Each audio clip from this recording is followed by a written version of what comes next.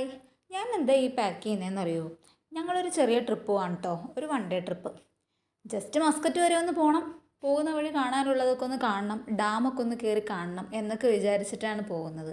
ഒരു ഉച്ചമുക്കാലൊക്കെ ആയപ്പോൾ ചേട്ടൻ്റെ ഫ്രണ്ട്സ് വിളിച്ചിട്ട് പറഞ്ഞു, പെട്ടെന്ന് റെഡിയാവ്, നമുക്ക് കൊറിയാത്ത് വരെ ഒന്ന് പോകാം, പിന്നെ മസ്കറ്റിലേക്കൊക്കെ ഒന്ന് പോകണം. അപ്പോൾ പെട്ടെന്ന് റെഡി ആയിക്കോ, ചിലപ്പോൾ സ്റ്റേ അടിക്കേണ്ടി വരും എന്നൊക്കെ. പിന്നെ ഒന്നും നോക്കിയില്ല, ഞങ്ങൾ വേഗം കയ്യെ കിട്ടിയതൊക്കെ പാക്ക് ചെയ്ത് റെഡിയായി പോന്നു.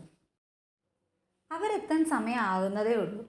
ഞങ്ങൾ വേഗം എല്ലാം പാക്ക് ചെയ്തു. ലാസ്റ്റ് ചേട്ടൻ ഇപ്പോൾ കൊണ്ടുവച്ചത് ചെരുപ്പാണ് കേട്ടോ. തിരിച്ചു വരുമ്പോഴേക്കും ഇട്ടിരിക്കുന്ന സോക്സും ഷൂ ഒക്കെ നനഞ്ഞു കഴിഞ്ഞാൽ സ്പെയർ വേണ്ടേ എന്ന് കരുതി ഞങ്ങൾ അതുവരെ പാക്ക് ചെയ്ത് വെച്ചു. പിന്നെ ഒന്നും രണ്ടും പറഞ്ഞ് അവിടെ ഇരിക്കെ കോള് വന്നു, പോകാൻ സമയമായെന്ന് പറഞ്ഞിട്ട്.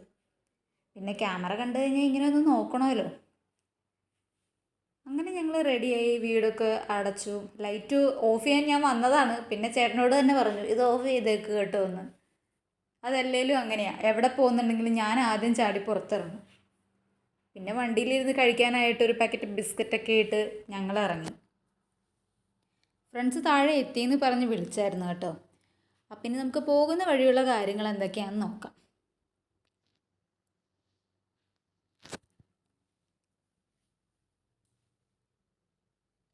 അങ്ങനെ ഞങ്ങൾ കാറിൽ കയറി.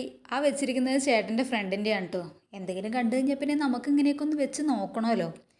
അങ്ങനെ പുറകെ പോയി കഴിഞ്ഞപ്പോൾ സ്ഥലം എത്തി. ഈ സൈഡിൽ കാണുന്ന ഫുള്ള് മരം ആ മാംഗോ വില്ലേജ് ആണ് കേട്ടോ. അതിൻ്റെ ഉള്ളിലേക്ക് പോകുമ്പോൾ ഇങ്ങനെ കുറേ മരങ്ങൾ കാണാനുണ്ട്. പക്ഷേ മാങ്ങയുടെ സീസൺ ആയതുകൊണ്ടിട്ട് തന്നെ എല്ലാവരും പറിച്ചിങ്ങനെ സെയിൽ ചെയ്യാനൊക്കെ തുടങ്ങി. പിന്നെ ഞങ്ങൾ ലോട്ടസിൻ്റെ ഒരു ഷേക്കൊക്കെ കുടിച്ച് പിന്നെ ആ സ്ഥലത്തിൻ്റെ അകത്തേക്കൊക്കെ വേഗം ഒന്ന് ഓടിക്കയറി. ഒട്ടും സമയമില്ലായിരുന്നു, കാര്യം അങ്ങനെ മാങ്ങകൾ കിടക്കുന്ന സീനൊന്നും കാണാൻ നമ്മൾ എക്സ്പെക്റ്റ് ചെയ്ത പോലെ ഒന്നും കാണാനുണ്ടായില്ല. പിന്നെ അവിടെ ഇരുന്ന് കുറച്ച് ഫോട്ടോസൊക്കെ എടുത്തിട്ട് അടുത്ത സ്ഥലത്തേക്ക് പോയി. ഇതൊരു വാദിയാണ് കേട്ടോ, കൊറിയാത്തിൻ്റെ തന്നെ. ഡാമിൽ നിന്ന് വരുന്ന വെള്ളം പോകുന്നൊരു പാസേജ് ഏരിയ. അവിടെ ചെന്നിട്ട് വെള്ളത്തിൽ ഇറങ്ങാമെന്നൊക്കെ വിചാരിച്ചു. പക്ഷെ നമ്മൾ വിചാരിച്ചത്ര ഇറങ്ങാനും പോലുള്ള വെള്ളമൊന്നും അവിടെ ഉണ്ടായിരുന്നില്ല.